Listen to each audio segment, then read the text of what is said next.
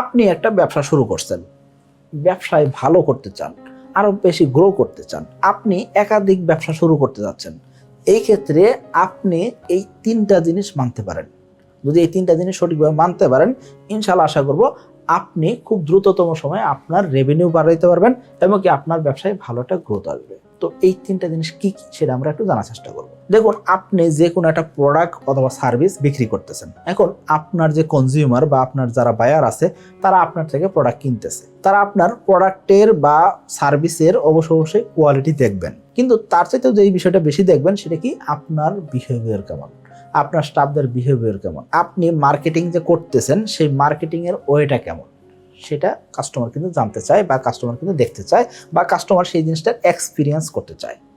অর্থাৎ আপনার আউটলেট যদি থাকে, সেই আউটলেটে কোনো একজন ক্রেতা আসছে, আপনি তাকে ওয়েলকাম করলেন, সেই ক্ষেত্রে ক্রেতা যখন ফিল করতে পারবে যে আপনি তাকে অনেক মূল্যায়ন করলেন বা আপনি তাকে প্রায়োরিটি দিলেন, এই ক্ষেত্রে আপনার থেকে এই ক্রেতা অবশ্যই প্রোডাক্ট কেনার সম্ভাবনা অনেক বেশি বেড়ে যাচ্ছে। তার মানে আপনার প্রোডাক্টের কোয়ালিটি চাইতেও আপনার বিহেভিয়ার, আপনার স্টাফদের বিহেভিয়ার, আপনার মার্কেটিং এর স্ট্র্যাটেজি অবশ্যই খুব ইম্পর্টেন্ট একটা বিষয়। তো এই জিনিসটা আপনি ভালোভাবে মেনটেন করার চেষ্টা করবেন। দেখুন, বাংলাদেশে অনেক বড় বড় ব্র্যান্ড রয়েছে যাদের প্রোডাক্টের কোয়ালিটি অ্যাভারেজ, কিন্তু তাদের বিক্রি অনেক বেশি। কেন?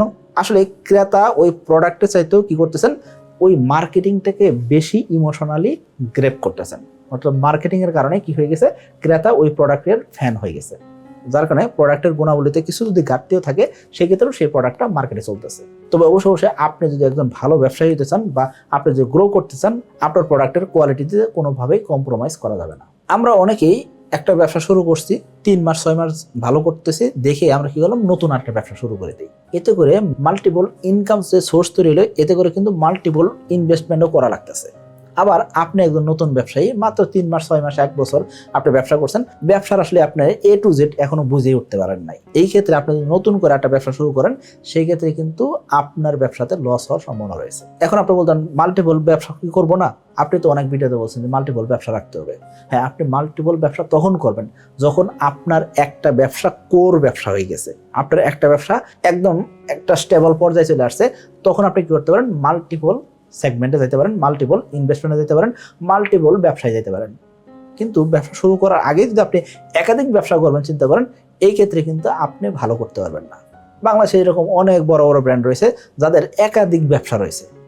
দেখেন, একাধিক ব্যবসা যে রয়েছে, তারা কি করতেছে, একটা ব্যবসা আগে ভালো করতেছে, যে ব্যবসাটা ধরছে তারা আগে খুব ভালো করতেছে, ভালো করার পরে কি করতেছে, তারা অন্যান্য প্রোডাক্ট ইনক্লুড করতেছে, অর্থাৎ SKU বাড়াইতেছে। আগে একটা প্রোডাক্ট মার্কেটে নিয়ে এসে সেটাকে একদম ভালোভাবে সুপার ডুপার হিট করে নিতেছে, তারপরে অন্যান্য প্রোডাক্টগুলো বাড়াইতেছে। এই জন্য বলবো যে আপনি যখন একটা ব্যবসা শুরু করছেন, সেই ক্ষেত্রে ওই ব্যবসা আগে ভালো অবস্থায় নেওয়ার পরে তারপরে আপনি সেকেন্ড ব্যবসা, থার্ড ব্যবসা বা একাধিক ব্যবসা শুরু করতে পারেন। যেহেতু আমার কোম্পানি ইনভেস্টমেন্টও করে থাকে, এই ক্ষেত্রে আমরাও অনেকেরই দেখি যে ইনভেস্টমেন্ট নিতে আসছেন বা ইনভেস্টমেন্টের জন্য মেইল করছেন বা ইনভেস্টমেন্টের জন্য ফোন দিয়েছেন, দেখা যাচ্ছে কি তাদের একাধিক ব্যবসা আছে, কাপড়ের ব্যবসাও করতেছে, আবার দেখা যাচ্ছে তার একটা কৃষি খামারও রয়েছে, অর্থাৎ একাধিক জায়গাতে কাজ করতেছেন। আলটিমেটলি কোনো একটা সেক্টর থেকে সে প্রফিটেবল হইতেছে না, কারণ কি তার ওয়ার্কিং ক্যাপিটালে নেই। সো ওয়ার্কিং ক্যাপিটালের জন্য আমাদের কাছে অনেকে নক দিচ্ছেন, দেখা যাচ্ছে কি আলটিমেটলি উনি এই ওয়ার্কিং ক্যাপিটাল নিয়ে বা এই যে ইনভেস্টমেন্ট নিয়ে আসলে কোথায় টাকা ডালবেন উনি নিজেও জানেন না। এসব জায়গায় কিন্তু সচরাচর ইনভেস্টমেন্ট পাবেন না, স্বাভাবিক জিনিস। সো আপনি যদি যে কোনো একটা ব্যবসা ভালো করতে চান, সেটা ভালো অবস্থান নেওয়ার পরে আপনি একাধিক ব্যবসা করতে পারেন, সেটাতে কোনো সমস্যা নেই। তৃতীয়ত খুব ইম্পর্টেন্ট একটা বিষয়, সেটা কি, আপনার সাকসেসফুল জীবনের একটা প্ল্যান থাকা দরকার।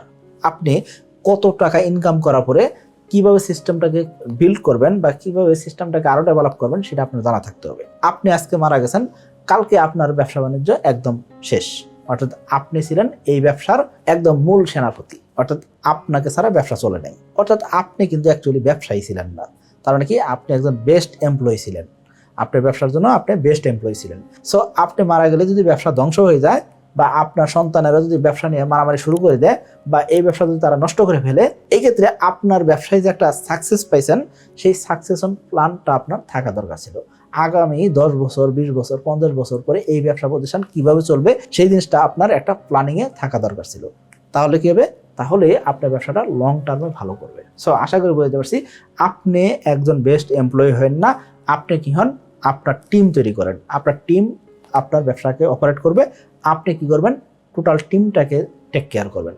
টিমটাকে আপনি নার্চার করবেন, টিমকে আপনি মোটিভেটেড রাখবেন। এই টিমমেটই আপনার জীবনকে সহজ করবে, আপনার ব্যবসাটাকে আরো সাকসেসফুল করবে। সো এদেরকে আপনি টেক কেয়ার করেন, খুব জরুরি জিনিস। আশা করি বুঝতে পারছি। সকলে ভালো থাকবেন, সুস্থ থাকবেন। আসসালামু আলাইকুম।